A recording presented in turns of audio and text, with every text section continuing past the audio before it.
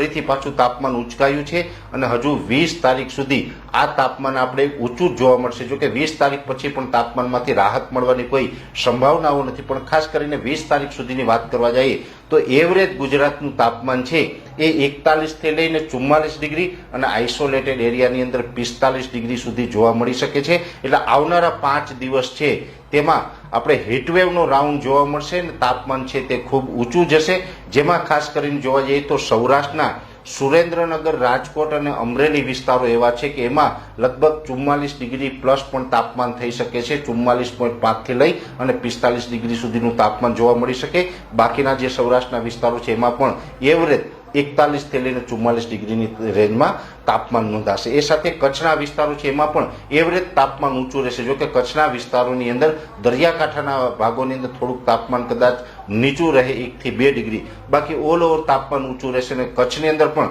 ભુજ, ભચાઉ અને કંડલા જેવા વિસ્તારો છે એની અંદર આપણે 44 અથવા તો તેનાથી પણ ઊંચું તાપમાન જાય તેવી શક્યતાઓ છે. ઉત્તર ગુજરાતમાં પણ મુખ્યત્વે તાપમાન ઊંચું જ રહેવાનું છે, પણ સૌથી વધારે અસર છે ઈડર, હિંમતનગર, મહેસાણા, પાટણ અને પ્રાંતિજ જેવા વિસ્તારોની અંદર જોવા મળે. ત્યાં તાપમાન 45 ડિગ્રી સુધી જાય તેવી શક્યતાઓ છે. અને મધ્ય ગુજરાતમાં પણ અમદાવાદ, ગાંધીનગર, કપડવંજ, વિરમગામ, સાણંદ સહિતના વિસ્તારો છે, આણંદ, નડિયાદ સુધીના વિસ્તારો છે, તમામ વિસ્તારો મધ્ય ગુજરાતના છે એમાં પણ એવરેજ તાપમાન 43 થી લઈને 45 ડિગ્રીની રેન્જમાં જોવા મળે તેવી શક્યતાઓ છે. ઓલ ઓવર જોવા જઈએ તો 20 તારીખ સુધી પવનની ઝડપ વધારે રહેશે.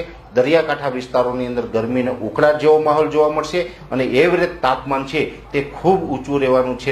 આ જે